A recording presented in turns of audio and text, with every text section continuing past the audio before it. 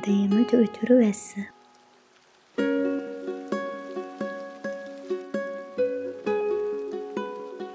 හිටලා තේකුත් බීලා පොඩ්ඩක් වටේ කැරකුණා.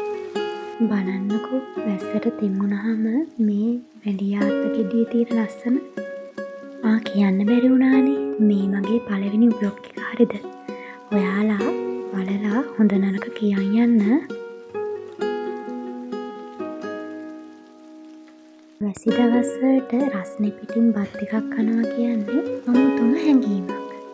ඔයාලටත් එහෙමද?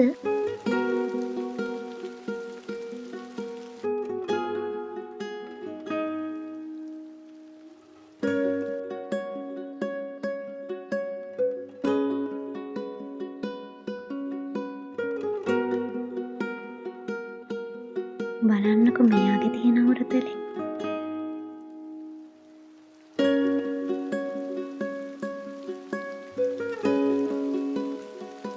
අච්චාරු වලට නම් ආස නැති කවුරුත් නැතුව ඇති.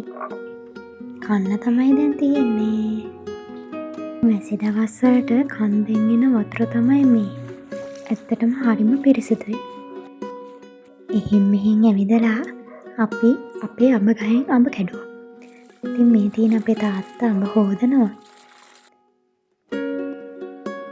වැස්සත් එක්ක හොඳටම ගැලපෙන දෙයක් තමයි රොටි. රොටි, ඉඟුරු දාපු තේකයි හොඳට සැර ලුණු මිරිසයි. එනවනේ මං කන හැටි. අනිවාර්යෙන් ඉතින් කන ගමන් ටීවී සීරියස් එකක් බලන්න නම් අමතක කරන්නෙම නෑ. මේ ඉන්නේ අපේ චූටි.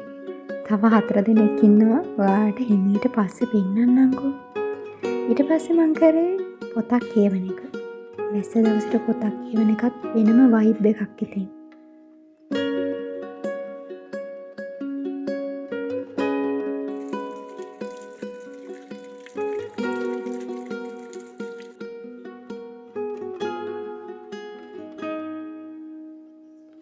ඔන්න ඉතින් වැස්සත් පෑවුවා. එහෙනම් ඉතින් අදට මං ගිහින් එන්නම්. බයි බයි.